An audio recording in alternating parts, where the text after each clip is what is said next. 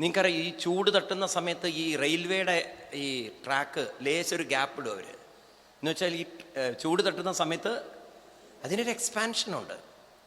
അപ്പോൾ ആ എക്സ്പാൻഷൻ വരുമ്പോൾ രണ്ട് ഇത് തമ്മിൽ മുട്ടാതിരിക്കാൻ വേണ്ടിയിട്ടാണ്. മനസ്സിലായില്ലേ? അങ്ങനെ അതിനും ഒരു എക്സ്പാൻഷൻ വരും. ഇതുപോലെയാണ് നമ്മൾ ഈ പറഞ്ഞു കേട്ടുള്ളത്. ഈ കോൺക്രീറ്റ് ബിൽഡിംഗ് ഒക്കെ ചൂട് കാലത്ത് അതൊന്ന് വികസിക്കും, മഴക്കാലത്ത് അതൊന്ന് സങ്കോചിക്കും. എല്ലാറ്റിനും ഇതുണ്ട്. എല്ലാ സാധനത്തിനും ഈ നമുക്ക് പറയാം ചൂട് തട്ടിയിട്ടാണ്. പക്ഷെ ചൂട് പുറത്ത് തട്ടുമ്പോഴും ഇതിൻ്റെ വികാസം സംഭവിക്കുന്നത് അതിൻ്റെ ഉള്ളിൽ തന്നെയല്ലേ? ആ മെറ്റീരിയലിൻ്റെ ഉള്ളിലാണല്ലോ വികാസം സംഭവിക്കുന്നത്. ഇതുപോലെ പുറമേ നമുക്ക് സൂര്യൻ അസ്തമിക്കുമ്പോഴും ഉറക്കം സംഭവിക്കുന്നത് ഉള്ളിലല്ലേ? മനസ്സിലാവുണ്ടല്ലോ? ഈ തരത്തിൽ എല്ലാം ഇവിടെ പ്രകൃതിയുടെ ഈ മൂന്നവസ്ഥയിലൂടെ കടന്നു പോകുന്ന രജോ ഗുണം വികസിപ്പിക്കുന്നു, സത്വഗുണം നിലനിർത്തുന്നു, തമോ ഗുണം.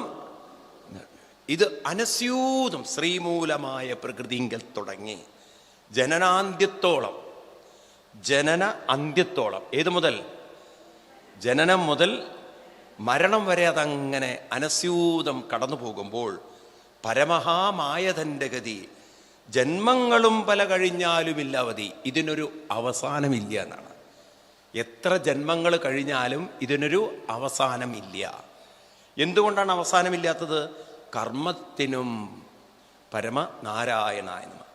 അപ്പം ഈ ഒരു വാക്ക് വളരെ പ്രധാനമാണ്. കർമ്മത്തിനും. കർമ്മമെന്നത് ഇതാണ് നമ്മൾ ഈ പല മതങ്ങളും മനസ്സിലാക്കാതെ പോയത്. എന്താണ് ഈ കർമ്മം എന്ന് ചോദിച്ചു കഴിഞ്ഞാൽ, ഇവിടെ ജനിക്കാനുള്ള പ്രേരക വസ്തു എന്താണ്? പ്രേരണ എന്താണ്? ഓരോരുത്തരും ജനിച്ചു വരണമെങ്കിൽ എന്ത് പ്രേരണയിലാണ് ജനിക്കുന്നത്?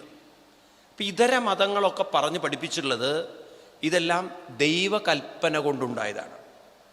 ദൈവമാണ് മനുഷ്യരെയും ജീവജാലങ്ങളെയും സൃഷ്ടിക്കുന്നത്. ഇപ്പം ക്രിസ്ത്യൻ ഇസ്ലാമിക വിശ്വാസപ്രകാരം മരണശേഷം ഈ ഭൂമിയുമായിട്ടുള്ള ആ ആത്മാവിൻ്റെ സകല ബന്ധങ്ങളും കഴിഞ്ഞു.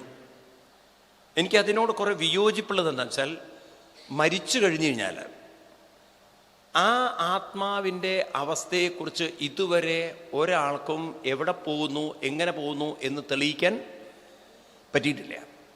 അപ്പം അവർ പറയണത് ഈ ആത്മാക്കളൊക്കെ ഇങ്ങനെ ശ്മശാനത്തിൽ ഇങ്ങനെ കിടക്കുന്നതാണ്.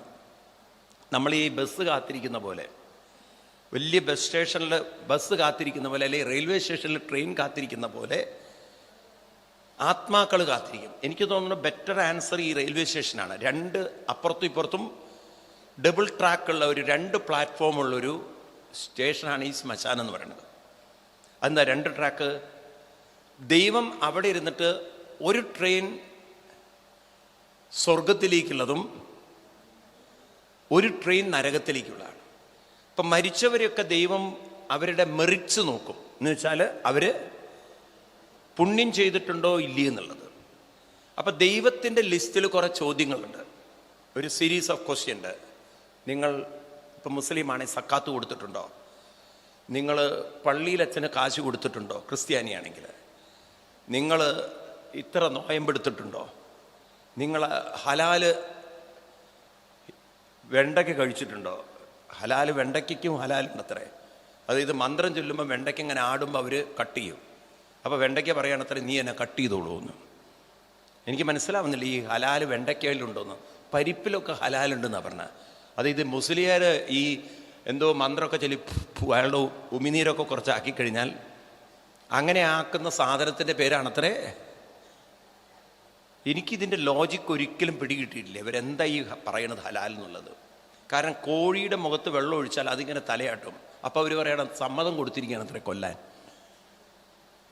ഇതെന്ത് ഹലാലാണെന്ന് എനിക്ക് മനസ്സിലായില്ല. ഒരു കോഴിയും ഇന്ന് വരെ സമ്മതം കൊടുത്തിട്ട് നിങ്ങൾക്ക് സയൻറ്റിഫിക്കലി തെളിയിക്കാൻ പറ്റിയിട്ടില്ല. കണ്ണിൽ വെള്ളം ഒഴിച്ച് ആരാ തലയാട്ടാതിരിക്കുക? നിങ്ങൾക്ക് സംശയം ഉണ്ടെങ്കിൽ ഒരു കുട്ടിയുടെ മുഖത്തേക്ക് വെള്ളം ഇങ്ങനെ വെറുതെ കാണിച്ചു നോക്കുക, പാട്ടിന് കാണാം. അപ്പം ഇതൊക്കെ ഞാൻ അവരെ കുറ്റപ്പെടുത്തല്ല. കാരണം അന്ധമായി അവരുടെ ഉള്ളിൽ ഇതൊക്കെ ഉറപ്പിച്ചു പോയി പാവങ്ങൾ. അതുകൊണ്ട് ഇപ്പോഴത്തെ യുവാക്കളോടൊക്കെ എനിക്ക് പറയാനുള്ള മുസ്ലിം സമുദായത്തിൽ ഒന്ന് പഠിക്കാൻ ശ്രമിക്കണ്ടേ? സയൻസ് ഇത്ര ഡെവലപ്പ് ചെയ്തില്ലേ? വെറുതെ അന്ധമായിട്ട് ഖുറാനിൽ എഴുതി വെച്ചിട്ടുണ്ട് അള്ളാഹു പറഞ്ഞിട്ടുണ്ടെന്ന് പറഞ്ഞാൽ നിങ്ങൾക്ക് എന്താ ഉറപ്പത് അള്ളാഹു പറഞ്ഞാണെന്നുള്ളത്? ആരും എഴുതി വെച്ചില്ല എന്നുള്ളതിന് എന്താ പ്രൂഫുള്ളത്? ഒന്ന് പ്രൂവ് ചെയ്യണ്ടേ നമ്മൾ, അല്ലേ?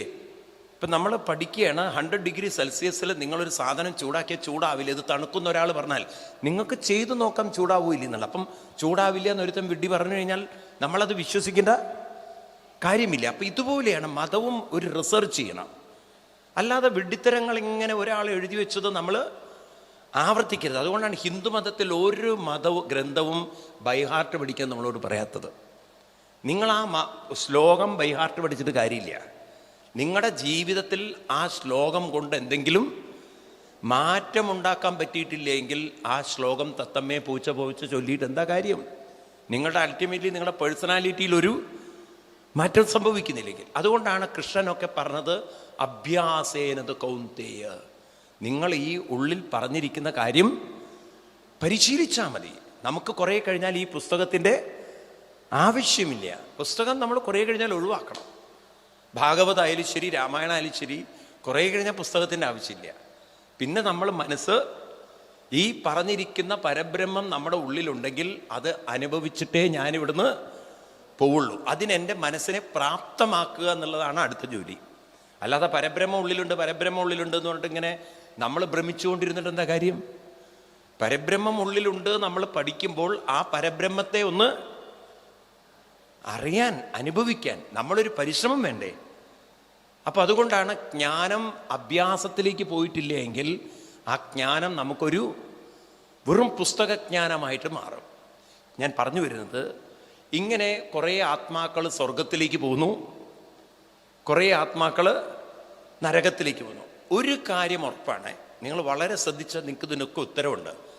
അതായത് ദൈവത്തിൻ്റെ ലിസ്റ്റിൽ എത്ര പുണ്യം പറഞ്ഞാലും ഈ നരകത്തിലേക്ക് പോകുന്നവരുടെ ലിസ്റ്റിൽപ്പെട്ട ചില സ്വഭാവങ്ങൾ ക്ലിയർ പ്യുവർ ആയിട്ടുള്ള ആത്മാക്കൾ ഈ ലോകത്തിൽ ഒരാൾ പോലും ഉണ്ടാവില്ല. പ്രത്യേകിച്ച് അവൻ്റെ ഇടയിൽ എന്തെങ്കിലും കൊനുട്ടുബുദ്ധി, ദോഷബുദ്ധി അവൻ്റെ ഉള്ളിൽ ഉണ്ടായിട്ടുണ്ടാവും. അപ്പം മിക്കവാറും ഏത് ലിസ്റ്റിലായിരിക്കും കൂടുതൽ ആളുകൾ? നരകത്തിൻ്റെ ലിസ്റ്റിലേക്ക് എത്താൻ പ്രയാസമില്ല, സ്വർഗത്തിൻ്റെ ലിസ്റ്റിലേക്ക് എത്താനാണ് പ്രയാസം. ഇനി നോക്കൂ, നിങ്ങൾ മരിച്ചു കഴിഞ്ഞാൽ ഇത് സ്വർഗമാണ് നരകമാണ് ഇത് അനുഭവിക്കണമെങ്കിൽ, മനുഷ്യനൊരു കാര്യം അനുഭവത്തിലേക്ക് വരണം എന്നുണ്ടെങ്കിൽ നമ്മൾ അബോധാവസ്ഥയിലിരുന്നിട്ട് ഇതുവരെ ഒന്നും അനുഭവിച്ചിട്ടില്ല. ഉണ്ടോ? മരിച്ചു കഴിഞ്ഞാൽ മനുഷ്യൻ ഏറെക്കുറെ അബോധാവസ്ഥയിലാണ്. ആ അബോധാവസ്ഥയിൽ ആ മനുഷ്യ എന്താ പറയുക, മനസ്സ് ശരീരം വിട്ടുപോകുന്നതോടുകൂടി തന്നെ അവർ അബോധാവസ്ഥയില്ല. പിന്നെ അതിനെ ഒരു കൺട്രോളും ഇല്ല. അതിനെ എന്ത് സ്വർഗത്തിൽ പോയാൽ ഇത് സ്വർഗമാണെന്ന് അറിയാൻ പറ്റണത്? കോമയിൽ കിടക്കുന്ന ഒരുത്തനെ സ്വർഗത്തിൽ കൊണ്ടുപോയിട്ട് നോക്കൂ, ഇതൊക്കെ അപ്സരസുകളാണെന്ന് അവനോട് പറഞ്ഞിട്ട് വല്ല കാര്യമുണ്ടോ? ഇവർക്കാണെങ്കിൽ ശരീരവുമില്ല, ശരീരം ഇവിടെ കത്തിച്ചു കഴിഞ്ഞു, അല്ലെങ്കിൽ മണ്ണിലിട്ട് കൂടിക്കഴിഞ്ഞു. ഇനി അവിടെ ചെല്ലുമ്പോൾ ഏത് ശരീരം നിങ്ങളൊന്ന് ചിന്തിച്ചു നോക്കൂ. ഇവർക്ക് ഇത് അപ്സരസാണ്, ഇനി അറിഞ്ഞിട്ട് എന്താ കാര്യം? ഈ ശരീരം വിട്ടുപോയൊരു ആത്മാവിനെ ഇനി കാണാൻ പറ്റുന്നിരിക്കും, അങ്ങനെ തന്നെ വെച്ചോളൂ. കണ്ടിട്ടെന്താ കാര്യം? കാരണം അവിടെ ഇരിക്കുന്നവരൊക്കെ ഇങ്ങനത്തെ അവസ്ഥയിലാണ്. നിങ്ങൾക്ക് എന്ത് അനുഭവിക്കാൻ പറ്റും അവിടെ? ഞാനിത് പറയാൻ കാരണം, ശരീരം വിട്ടുപോയി കഴിഞ്ഞാൽ ഈ ശരീരത്തിലൂടെയല്ലേ കുടിക്കാനും കളിക്കാനും നൃത്തമാടാനും അവിടെ ഈ ഡാൻസ് പ്രോഗ്രാമൊക്കെ ഉണ്ട്. എവിടെ? സ്വർഗത്തിൽ. അവിടെ ധാരാളം കുടിക്കാനുണ്ടത്രേ, കഴിക്കാനുണ്ടത്രേ, ധാരാളം സ്വർഗസുഖങ്ങൾ വെച്ചിട്ടുണ്ടെന്ന്. ഈ ശരീരം വിട്ടുപോയാൽ ഈ സ്വർഗസുഖം എങ്ങനെ അവർ അനുഭവിക്കുക? ഈ മരിച്ചുപോയവർക്ക് നിങ്ങളൊക്കെ പിണ്ടം ചെയ്തിട്ടുണ്ട്, ചോറ് വെച്ചിട്ടുണ്ട്. ഇന്ന് വരെ ആത്മാവ് അതിൽ വന്നിട്ട് കഴിച്ചിട്ടുണ്ടോ? എന്താ, നിങ്ങളൊക്കെ ചെയ്തവരല്ലേ? കഴിച്ചിട്ടുണ്ടോ? പിന്നെ നിങ്ങൾക്കൊരു സമാധാനത്തിന് നിങ്ങളെ മരിച്ച ആത്മാക്കളെ നിങ്ങൾ കാക്കയുടെ രൂപത്തിൽ കാണണോ? അതിന് നാണോ ഉളുപ്പും ഇല്ലാത്തതുകൊണ്ട് അത് വന്നത് കൊത്തി തിന്നണു. കാരണം വേറെ ഓപ്ഷൻ ഇല്ലാത്തതുകൊണ്ട്. ഞാൻ തമാശ പറയില്ല. കാരണം അതേ കാക്ക കൊണ്ടാട്ടത്തിൽ വന്നിരുന്നാൽ നിങ്ങളുടെ സ്വഭാവം മാറും. ഈ ബലിച്ചോറിൽ വന്നിരിക്കുന്ന കാക്ക അവിടെ അപ്പുറത്ത് ഉണക്കാൻ വെച്ചിരിക്കുന്ന കൊണ്ടാട്ടത്തിലോ അല്ലെങ്കിൽ സാധനത്തിലോ വന്നിരിക്കട്ടെ, നിങ്ങൾ പിന്നെന്താ കാണിക്കുക? നിങ്ങളുടെ മരിച്ചുപോയ അച്ഛനോ അമ്മയോ കാക്കയുടെ രൂപത്തിൽ വന്ന് ബലിച്ചോറ് കൊത്തി, നിങ്ങൾ അപ്പുറത്ത് ഉണക്കം കൊണ്ടാട്ടിട്ടുണ്ട്. അതേ കാക്ക വന്നിട്ട് ആ കൊണ്ടാട്ടത്തിലോ നെല്ലിലോ അല്ലെങ്കിൽ അരിയിലോ എന്തെങ്കിലും സാധനത്തിൽ വന്ന് ഇരുന്നാൽ നിങ്ങളുടെ അച്ഛനോ അമ്മയാണെന്നുള്ള ഉറപ്പിലാണോ നിങ്ങൾ പെരുമാറുക? പിന്നെ നിങ്ങളുടെ ആറ്റിറ്റ്യൂഡ് എന്താ? മുട്ടൻ കല്ലെടുത്തിട്ട് ഒറ്റയേറ്. ആ കാക്ക പറയാണ്, ഞാൻ നിങ്ങളുടെ അച്ഛനാണെന്നല്ലേ നേരത്തെ പറഞ്ഞത് എന്ന്. നിങ്ങൾ അതും പറഞ്ഞിട്ടല്ലേ എനിക്ക് ചോറ് തന്നത് എന്ന് പറഞ്ഞാൽ നിങ്ങൾക്ക് സമ്മതാവുമോ? അപ്പം നിങ്ങൾ പറയാം അതൊക്കെ ഒരു വിശ്വാസമാണ്. ഇത് വിശ്വാസമല്ല, കൊണ്ടാട്ടം വിശ്വാസമല്ല. അതോ സത്യയുടെ കാര്യം. ഞാൻ കാശ് കൊടുത്ത് മേടിച്ച് മെനക്കെട്ട് കൊത്തി എരിഞ്ഞിട്ട് അത് ഉണക്കാനിട്ട് കഴിഞ്ഞാൽ അത് കണ്ട് കാക്കയ്ക്ക് കൊത്തി തിന്നാനുള്ളതല്ല അത്. അപ്പം നമുക്ക് അത്ര ഉറപ്പുണ്ട്. ഇതുപോലെ ഈ പാവം ആത്മാക്കള് ശരീരവും ഇല്ല, അവിടെ ചെന്നാൽ കുടിക്കാൻ കിട്ടും അത്രേ. ആരുടെ കൂടെ ശരീരമില്ലാതെ കളിക്കാൻ പോകുന്നു ഇവര്? ആരുടെ കൂടെ എന്തെടുത്തും കുടിക്കാൻ പോകുന്നു? ഇത് തന്നെ ഒരു എനിക്ക് മനസ്സിലാവുന്നു. തലയ്ക്ക് വട്ട് പിടിക്കില്ലേ മനുഷ്യന്? ഇവിടെ തന്നെ ജീവിച്ചിരിക്കുമ്പോൾ മര്യാദയ്ക്ക് ശരീരം കൊണ്ട് ഇവന് കഴിക്കാൻ പറ്റാത്ത പ്രമേഹം പിടിച്ചവനാണ്. ഇനി അവിടെ പോയിട്ട് ശരീരം ഇല്ലാതെ അവിടെ ചെന്നാൽ ജ്യൂസും മറ്റുമൊക്കെ കിട്ടും അത്രേ. എന്തൊരു കഷ്ടമാണ് നോക്കും ആളുകളുടെ ധാരണ. ഇങ്ങനെ മയക്കി ആളുകളെ തെറ്റിദ്ധരിപ്പിച്ച് കുറേ പൊട്ടന്മാർ അത് സത്യമാണെന്ന് വിശ്വസിച്ച് ജീവിക്കുക. ശരീരം പോയി കഴിഞ്ഞാൽ വായും പൊളിച്ച് മേലോട്ട് ആത്മാവിന് നടക്കാം, അല്ലാതെ എന്തനുഭവിക്കാൻ പറ്റും? അതിനി അനുഭവങ്ങളൊക്കെ, ഏത് അനുഭവങ്ങളും മനസ്സിന് അനുഭവിക്കണമെങ്കിൽ ഒരു എന്ത് വേണം? ശരീരം വേണം. ശരീരമില്ലാതെ നിങ്ങൾക്ക് അനുഭവങ്ങളെ അനുഭവിക്കാൻ സാധ്യമല്ല, അത് ഉറപ്പല്ലേ? അപ്പം അതുകൊണ്ട് ഇവിടെ നിന്ന് സ്വർഗത്തിൽ പോവുക എന്ന് പറയുന്നത് അസംഭാവ്യമാണ്. ഞാൻ പറഞ്ഞു വരുന്നതെന്ന് വെച്ചാൽ ഈ പ്രപഞ്ചത്തിലുള്ളതെല്ലാം എവിടെ തന്നെയുണ്ട്? ഈ പ്രപഞ്ചത്തിൽ തന്നെ ഉണ്ടാവും.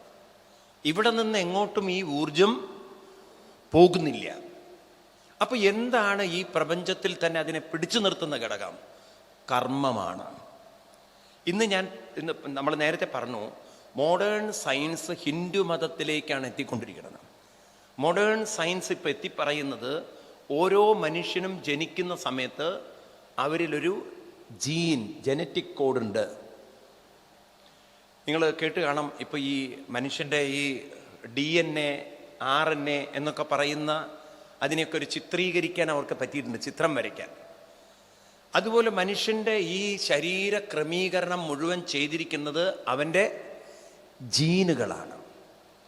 ഇപ്പം ഈ ജീൻ അതുപോലെ തന്നെ ഉള്ള വാക്കുകളുണ്ടല്ലോ, ജെനറ്റിക്സ് കോഡുകൾ എന്നൊക്കെ പറയുന്നത്, ഇതൊക്കെ നമ്മുടെ ശരീരത്തിൽ ഇങ്ങനെ നമ്മളെങ്ങനെ സ്വഭാവം എങ്ങനെയായിരിക്കണം, നമ്മുടെ നേരത്തെ പറഞ്ഞു ഞാൻ, കണ്ണ്, മൂക്ക്, കാത്, എങ്ങനെയുള്ള രൂപമായിരിക്കണം. ഇപ്പം നിങ്ങളുടെ വീട്ടിൽ തന്നെ നോക്കൂ, ഒരാൾ നല്ല നീളമുള്ള ആളാണ്, ഒരാൾ അത്ര നീളമുള്ള ആൾ. എല്ലാ ഒരേ അച്ഛനമ്മമാരുടെ മക്കളൊക്കെ ഒരേ കോലത്തിലാണോ?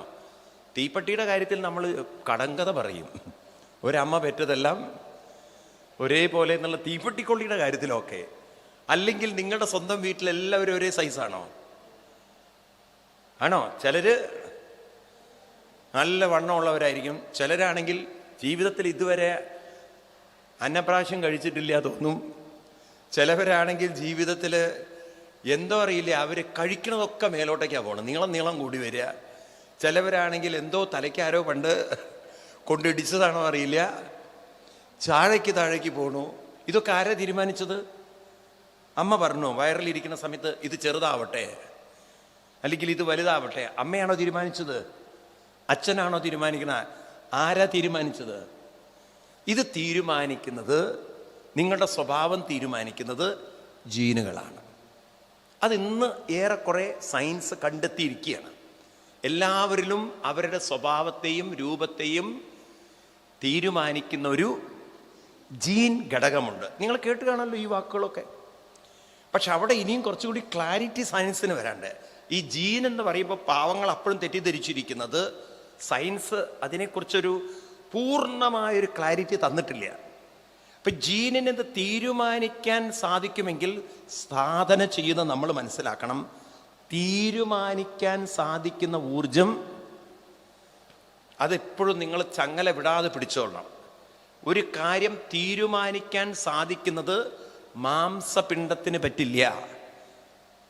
നിങ്ങളുടെ കിഡ്നിക്കോ ഹാർട്ടിനോ നിങ്ങളുടെ ബ്രെയിനിനോ അതൊക്കെ മാംസപിണ്ഡങ്ങളാണ്.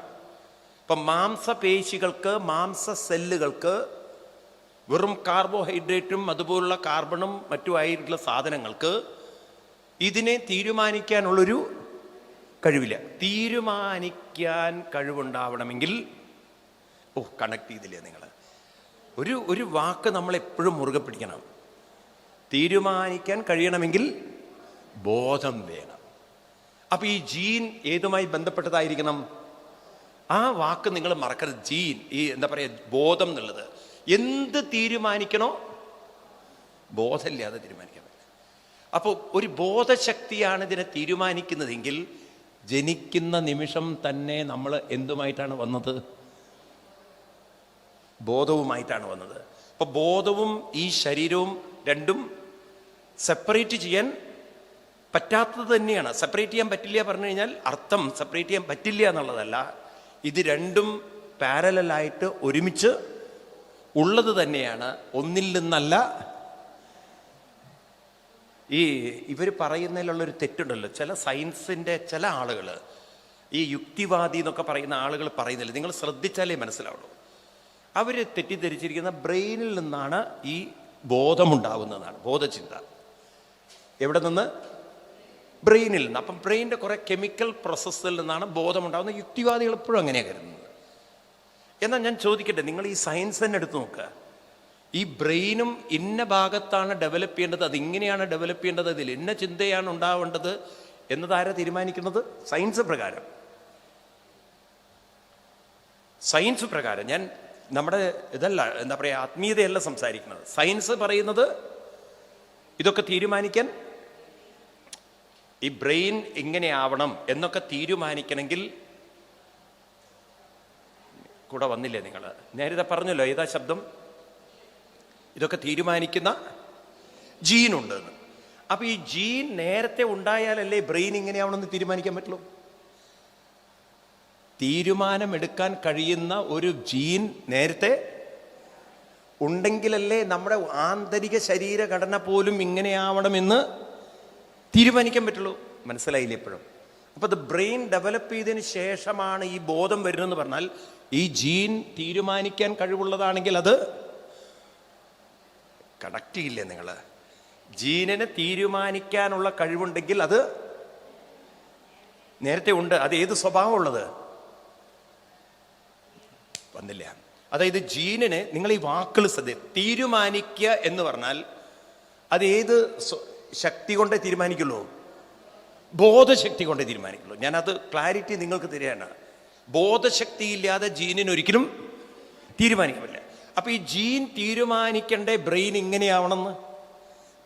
കാരണം ഈ ശരീരം മുഴുവൻ ഇങ്ങനെയാവണമെന്ന് തീരുമാനിച്ചത്, ഞാൻ സയൻസ് പ്രകാരം ജീനാണെങ്കിൽ ഉള്ളിലുള്ള ആന്തരിക അവയവങ്ങളും ഇങ്ങനെയാവണമെന്ന് ജീൻ തീരുമാനിക്കണമെങ്കിൽ ഈ ജീൻ എന്ന് പറയുന്ന സാധനം ഈ ബ്രെയിൻ ഡെവലപ്പ് ചെയ്യുന്നതിന് മുമ്പുണ്ടാവണം. തീരുമാനം ഏത് ശക്തിയാണ്? ബോധശക്തിയാണെങ്കിൽ ഈ ജീൻ എന്ന് പറയുന്നത് ബോധവുമായി ബന്ധപ്പെട്ടതാണെങ്കിൽ ബ്രെയിൻ ഉണ്ടാകുന്നതിന് മുമ്പ് തന്നെ ഈ ബോധശക്തി, ബോധമാകുന്ന ഒരു ജീൻ ശക്തി ഉണ്ടാവണ്ടേ? സയൻസിന്റെ ഭാഷയിൽ വേണ്ടേ? അപ്പൊ പിന്നെ അത് ബ്രെയിനിൽ നിന്നുണ്ടായി എന്ന് പറഞ്ഞാൽ തെറ്റല്ലേ? എങ്ങനെ യോജിക്കും? അപ്പൊ ഒരു യുക്തിയില്ലാത്ത, ശാസ്ത്രീയതയില്ലാത്ത ഒരു തോട്ട്സ് അല്ലേ പ്രചരിപ്പിക്കുന്നത്? ക്ലാരിറ്റി വരുന്നുണ്ടോ നിങ്ങൾക്ക്? ഭാരതീയ ഋഷിവര്യന്മാര് പറയുന്നത് ബോധശക്തിയും പ്രപഞ്ചശക്തിയും പാരലാണ്. ഒന്നിൽ നിന്നല്ല ഉണ്ടാവുന്നത്. ഇത് രണ്ടും ഇവിടെ ഉള്ളതാണ്. ഒന്നിൽ നിന്ന് മറ്റൊന്നുണ്ടായി എന്ന് പറഞ്ഞാൽ ശരിയാവില്ല. കാരണം മറ്റൊന്നുണ്ടാവുന്നതിന് മുമ്പ് തന്നെ അതുണ്ടെന്നറിയണമെങ്കിൽ, നിങ്ങൾക്കൊരു നിരീക്ഷിക്കാൻ ഒരു ലോകമുണ്ടാവണമെങ്കിൽ, ഊർജം ഉണ്ടാവണമെങ്കിൽ നിരീക്ഷകനായ ബോധവും ഉണ്ടാവണം. അപ്പൊ ബോധത്തിൽ നിന്നല്ല പ്രപഞ്ചമുണ്ടാവുന്നത്, പ്രപഞ്ചത്തിൽ നിന്നല്ല.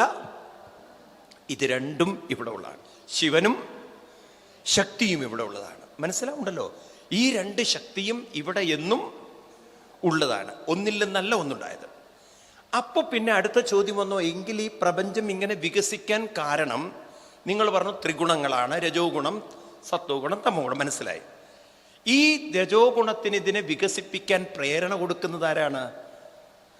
അതിൻ്റെ പേരാണ് കർമ്മം, കർമ്മ സംസ്കാരം. അപ്പോൾ ഈ കർമ്മ സംസ്കാരം എന്ന് പറഞ്ഞാൽ ഒന്നുകൂടി നമുക്ക് സയൻസ് കണക്ട് ചെയ്യാം. ജീനിന് ഇന്ന രീതിയിലാണ് ഇതൊക്കെ ഉണ്ടാക്കേണ്ടത് എന്ന് തീരുമാനിക്കാനുള്ള ഒരു ശക്തി ഉണ്ടെന്നാണല്ലോ ഇപ്പം പറഞ്ഞു വരുന്നത് അവർ. അപ്പം ഈ ജീനിന് ഇന്ന രീതിയിലാണ് ഓരോരുത്തരുടെയും ശരീരം ഉണ്ടാക്കേണ്ടത്, ഓരോരുത്തരുടെയും സ്വഭാവം ഉണ്ടാക്കേണ്ടത്. അത് എന്തടിസ്ഥാനത്തിലാണ് ജീൻ ചിന്തിക്കുന്നത്, അല്ലെങ്കിൽ ജീൻ അത് തീരുമാനിക്കുന്നത്? മനസ്സിലായില്ലേ നിങ്ങൾക്ക്? ഇതൊന്നും സയൻസ് പറഞ്ഞെന്നില്ല നമുക്ക്. ഇപ്പോഴും സയൻസിന് ക്ലാരിറ്റി ഇല്ല. ഇപ്പം എൻ്റെ സ്വഭാവം ഇങ്ങനെയായിരിക്കണം, എൻ്റെ സഹോദരൻ, എൻ്റെ സഹോദരി, എൻ്റെ വീട്ടിൽ എത്ര ആൾക്കാരുണ്ടോ അവരുടെയൊക്കെ സ്വഭാവങ്ങൾ ഇങ്ങനെയായിരിക്കണം. ഇപ്പം നിങ്ങളുടെ ഓരോരുത്തരുടെയും വീട്ടിലുള്ള സ്വഭാവം ജീനാണ് തീരുമാനിക്കുന്നെങ്കിൽ ആ ജീനിന് അതെങ്ങനെ ആയിരിക്കണം എന്ന് തീരുമാനിക്കാൻ എവിടെ നിന്നാണ്, എന്തടിസ്ഥാനത്തിലാണ് അതിന് സാധിക്കുന്നത്? എന്തെങ്കിലും ഒരു അടിസ്ഥാനം വേണ്ടേ? ഇപ്പം എൻ്റെ സ്വഭാവം ഇങ്ങനെയാവണം എന്ന് തീരുമാനിക്കുന്നത് ജീൻ എന്തിൻ്റെ അടിസ്ഥാനത്തിലാണ്? അതിനാണ് ഭാരതീയ ഋഷിവര്യന്മാർ പറയുന്നത് കർമ്മവാസന. എന്താ പറയുന്നത്? അപ്പം എന്താ ഈ കർമ്മവാസന? ഓരോ വ്യക്തികളും, നമ്മൾ ഓരോരുത്തരും ഒരു ശരീരത്തിൽ നിന്നും മറ്റൊരു ശരീരത്തിലേക്ക് യാത്ര ചെയ്യുമ്പോൾ ഒരു വാസനാ ശരീരവുമായിട്ടാണ് യാത്ര ചെയ്യുന്നത്. എന്താ ഈ വാസനാ ശരീരം എന്ന് പറഞ്ഞാൽ? വാസന എന്ന് പറഞ്ഞാൽ മുൻപ് അനുഭവിച്ച അനുഭവങ്ങളുടെയും ആഗ്രഹിച്ചതിൻ്റെയൊക്കെ ഉള്ളിൽ കിടക്കുന്ന ഇംപ്രിൻറ്റിനെയാണ്, അല്ലെങ്കിൽ വേറൊരു ഭാഷയിൽ പറഞ്ഞാൽ ഉള്ളിൽ കിടക്കുന്ന, നമ്മളതിനെന്താ പറയുക, സ്മരണകൾ. എന്താണ് സ്മരണകൾ? ഓർമ്മകൾ, മെമ്മറി. ഈ സ്മരണകളാണ് നമ്മൾ വിളിക്കുന്നത് എന്ത്? കർമ്മവാസനകൾ. നിങ്ങൾക്കത് പറഞ്ഞാൽ ഒരിക്കലും നിങ്ങൾ ആക്സെപ്റ്റ് ചെയ്യണമെന്നില്ല. ഉള്ളിലേക്ക് നോക്കുക, അപ്പം നിങ്ങൾക്ക് മനസ്സിലാവും. ഇപ്പോൾ നിങ്ങളുടെ സ്വന്തം വ്യക്തിത്വത്തിലേക്ക് നോക്കിക്കഴിഞ്ഞാൽ രാവിലെ എണീറ്റ് നിങ്ങൾ ചായ കുടിക്കണം, നിങ്ങൾ ഓരോരോ കാര്യങ്ങൾ ചെയ്യണം. നിങ്ങൾ എങ്ങനെയൊക്കെയാണ് ഇത് ചെയ്യുന്നത് എന്നുള്ളത് ആരാ തീരുമാനിക്കുന്നത്? നിങ്ങൾ പറയും ഞാൻ തീരുമാനിക്കണം. നിങ്ങളിലെ ഏത് ഘടകമാണ് തീരുമാനിക്കുന്നത്?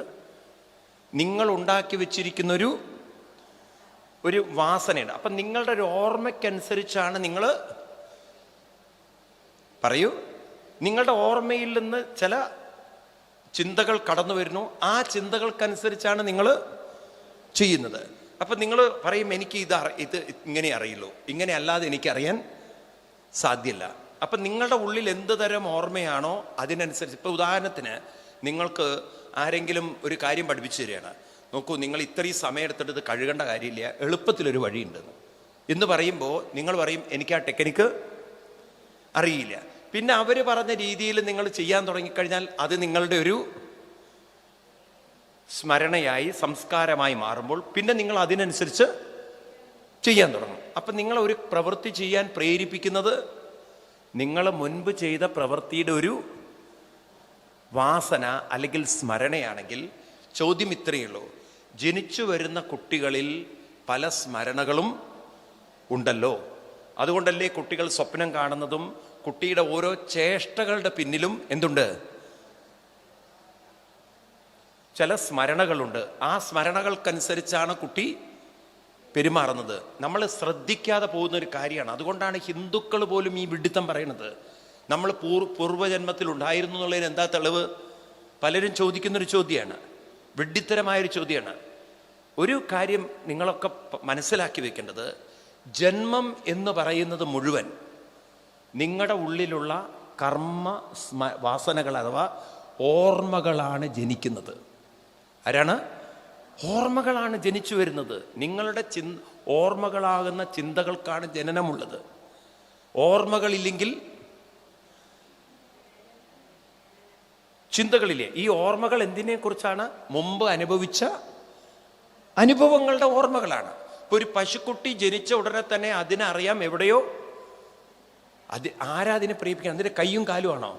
നിങ്ങളൊന്ന് ആലോചിച്ചു. അതിൻ്റെ ശരീരത്തിൽ അതിൻ്റെ ലങ്സ് ആണോ, അതിൻ്റെ ഹാർട്ടാണോ, അതിൻ്റെ ലിവറാണോ, അതിൻ്റെ സ്റ്റൊമക്കാണോ? എനിക്ക് ദാഹിക്കുന്നു, എനിക്ക് എവിടെയോ പാലെടുത്ത് വെച്ചിട്ടുണ്ട്, എവിടെയോ പാലുണ്ട്, അതിനെവിടെ നിന്ന് അറിയാം? ഇവിടെ തന്നെ നിങ്ങൾക്ക് കാണാം പശുക്കുട്ടികളുടെ, അവരുടെ ഉള്ളിലും അവർക്ക് ചിന്തകളുണ്ട്. അവരുടെ ഉള്ളിൽ ഈ അവൻ്റെ അമ്മയെ കണ്ടുപിടിക്കാനുള്ള കഴിവുണ്ട്. ഉണ്ടോ? പറയൂ. അത് അതിൻ്റെ അമ്മയുടെ അടുത്തേക്ക് പോകുന്നു. ഇപ്പം ഇവിടെ തന്നെ എത്ര പശുക്കൾ അതിൻ്റെ ഇടയിൽ അതിൻ്റെ കുട്ടി അതിൻ്റെ അമ്മയുടെ അടുത്തേക്ക് പോകുന്നു. അതിനറിയാം ഇതാണ് എൻ്റെ അമ്മ എന്നുള്ളത്. ഈ തരത്തിൽ അതിൻ്റെ ഉള്ളിൽ ഓർമ്മകളില്ലേ? അതിൻ്റെ ഉള്ളിൽ കുറച്ച് പ്രായമായി കഴിഞ്ഞാൽ അതിനും കാമമുണ്ട്. അത് വേറെ പശുവിൻ്റെ മേക്കെട്ട് കയറും പോയിട്ട്. കാരണം അതിൻ്റെ ഉള്ളിലും ഈ ഇൻസ്റ്റിങ്ക്റ്റുകളുണ്ട്, അതിൻ്റെ ഉള്ളിൽ വാസനകളുണ്ട്. അതിനും ഗർഭിണിയായി കഴിഞ്ഞാൽ ഗർഭമൊക്കെ ചുമന്ന് അത് വളരെ കെയർ ചെയ്യും അതിൻ്റെ കുട്ടിയെ. പ്രസവിച്ചു കഴിഞ്ഞാൽ അതിന് ഉടനെ തന്നെ ആ കുട്ടിയെ നക്കി തുടയ്ക്കുന്നു. ഇല്ലേ? ഉണ്ടോ ഇല്ലയോ? പൂച്ചകൾ പ്രസവിക്കുന്നു, അതിൻ്റെ കുട്ടിയെ അത് കെയർ ചെയ്തിട്ട് അത് കടിച്ചു കൊണ്ടുപോകണം. എവിടെ കടിക്കണം എന്നുള്ളത് അതിനറിയാം. ഉണ്ടോ ഇല്ലയോ? അപ്പം ഇതൊക്കെ ചെയ്യുന്നത് അതിൻ്റെ ഉള്ളിലുള്ള വാസനകളാണ്, അഥവാ ഓർമ്മകളാണ്, ചിന്തകളാണ്. ചിന്തകളായിട്ടാണോ ജീവജാലങ്ങൾ ജനിക്കുന്നത്?